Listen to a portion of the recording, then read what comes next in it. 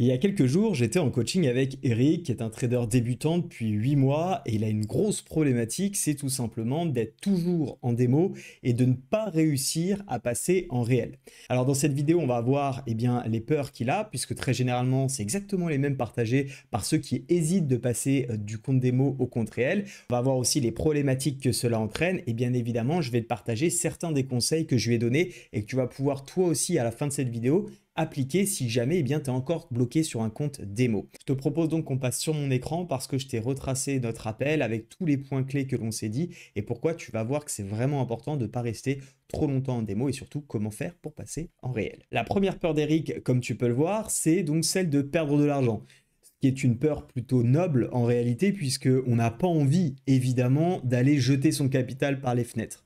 La deuxième peur qu'il m'a confiée, c'est tout simplement que tout ne soit pas parfait. Et ça, je le retrouve chez énormément de personnes, énormément de traders que j'ai pu accompagner. C'est le fait d'essayer d'avoir la stratégie idéale, celle dont on est sûr qu'on ne fait pas d'erreur, qu'on ne va pas se tromper.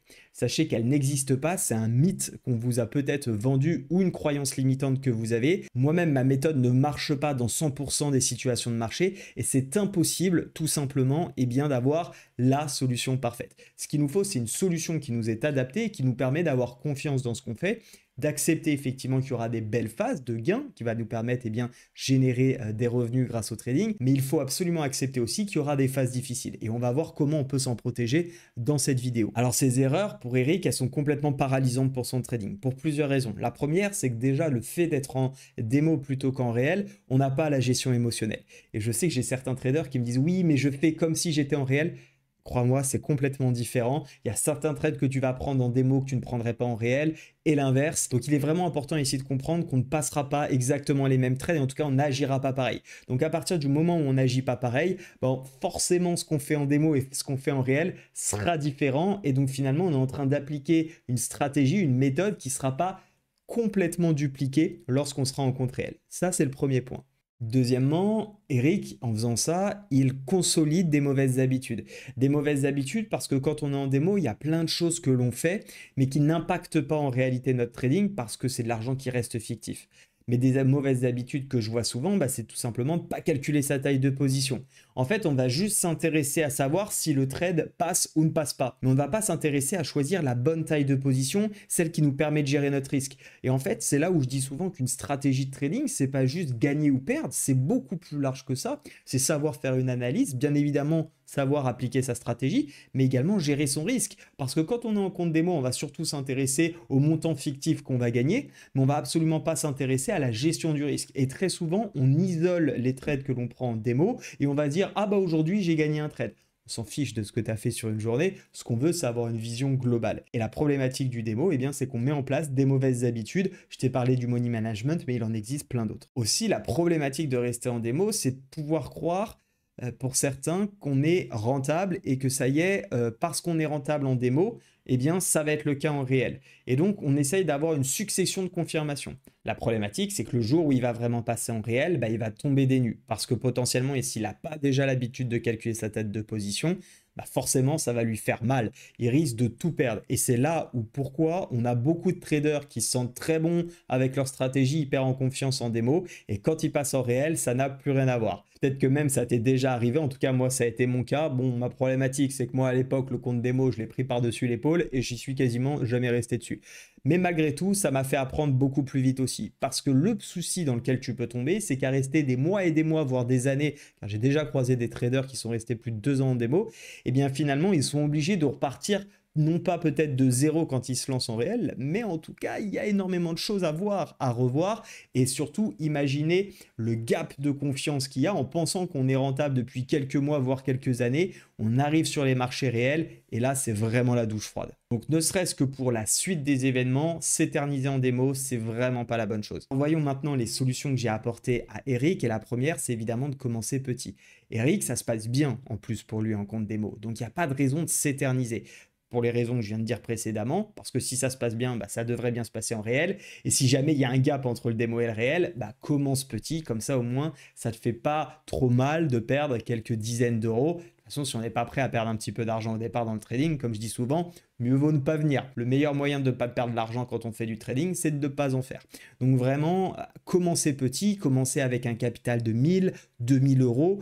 Et surtout, c'est pas tant le capital qu'il va falloir garder, c'est surtout la perte acceptée par trade. Donc pour ça, il va falloir apprendre à calculer ses tailles de position. Je vous en reparle un peu plus loin. Mais vraiment, commencer petit. Attention cependant, un trop petit capital déposé, c'est pour ça que je dis qu'il faut quand même un minimum de capital, ne vous permettra pas de le faire. Si vous pensez que vous pouvez faire du trading avec 30 euros, vous vous trompez. En tout cas, vous ne pourrez pas jouer pour 30 centimes sur des trades au regard des tailles de position associées. Donc comprenez ici qu'il faut commencer vraiment petit. On vise 0,25, 0,50 de perte sur un capital de 1000 ou 2000 euros par exemple. C'est très bien et c'est suffisant. Deuxième conseil que je lui ai apporté, c'est de tenir un double journal. L'un, par exemple, s'il veut continuer à prendre des trades un peu bancals, un peu test de stratégie, où il peut continuer de suivre ça sur son journal de trading démo. Et un autre pour le réel, parce que c'est vraiment important de suivre ses trades, notamment dans notre coaching, puisqu'on fait des suivis réguliers chaque mois sur sa progression.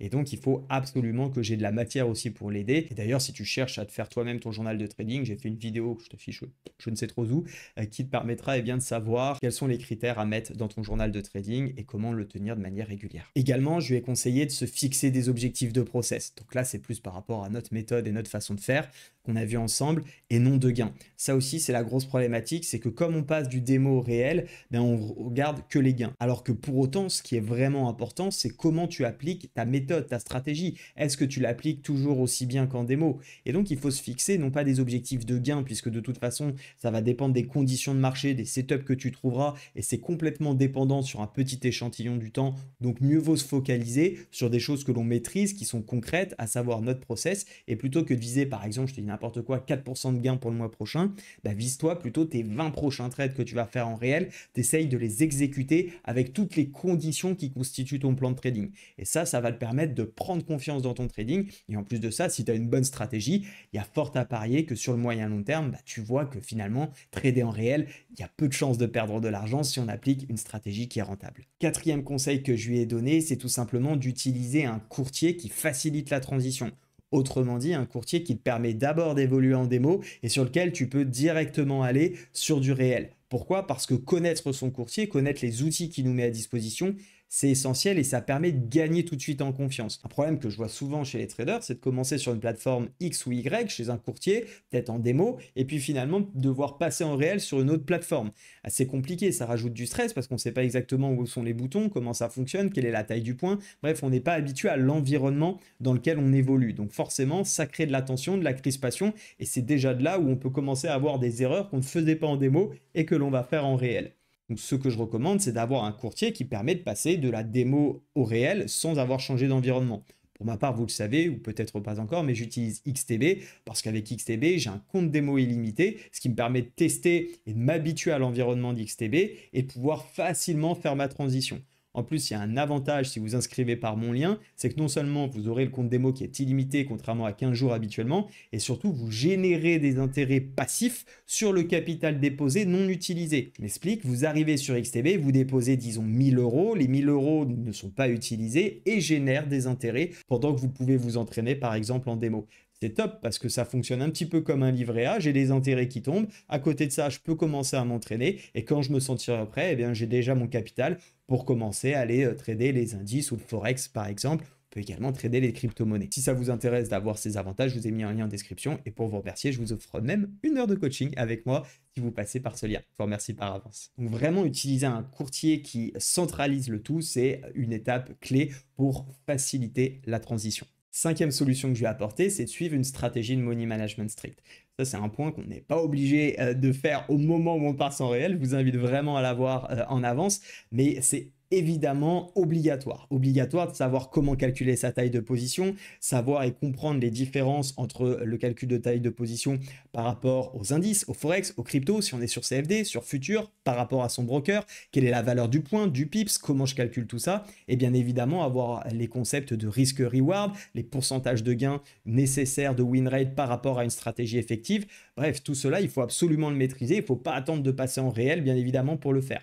Aujourd'hui, il y a encore beaucoup de personnes en démo et malheureusement aussi en réel qui pensent que le trading, c'est simplement prendre une stratégie SMC, ICT ou que sais-je, et puis l'appliquer sur des graphiques et espérer que ça passe. Ils seraient toujours avec la même taille de lot, il n'y a aucune gestion de risque, parfois il n'y a même pas de stop loss, donc c'est encore pire, et on ne sait jamais combien on est prêt à perdre en fonction de si on gagne. Donc les stop loss sont hasardeux, bref, c'est une catastrophe. Donc Eric, lui, ne connaissait pas tout ça, donc on a pris le temps de travailler sur le money management, et si jamais toi aussi, eh bien c'est un sujet qui t'est vague, ou en tout cas tu n'as pas du tout de repères par rapport à tout ce que je viens de te dire, je t'ai mis une vidéo qui est offerte, qui est issue de ma formation sur le money management, qui permet à tout trader eh bien, de pouvoir s'en sortir, qu'il soit sur CFD, sur futur, et qu'il trade d'ailleurs les indices, le forex, les cryptos, les actions, bref, peu importe. Je t'ai mis le lien en description. Donc si on fait un rappel, 1, commencer petit pour eh bien, tout simplement être habitué à la gestion du capital et des émotions. 2, tenir un double journal qui peut être intéressant si on n'est pas encore totalement à l'aise à prendre tous nos trades en réel par exemple. 3, se fixer des objectifs de process et non de gain pour éviter de surimpacter l'aspect émotionnel. 4, utiliser un courtier comme par exemple XTB qui facilite la transition d'un compte démo à un compte réel. Et le dernier point, le 5e, on vient de le voir, c'est de mettre en place tout de suite, mais mettez-le dès le compte démo, une stratégie efficace de money management par rapport à votre profil. N'hésite pas à me partager en commentaire tes problématiques, peut-être toi aussi pour passer du démo au réel. Si tu as besoin de conseils, fais-le moi savoir, pose-moi tes questions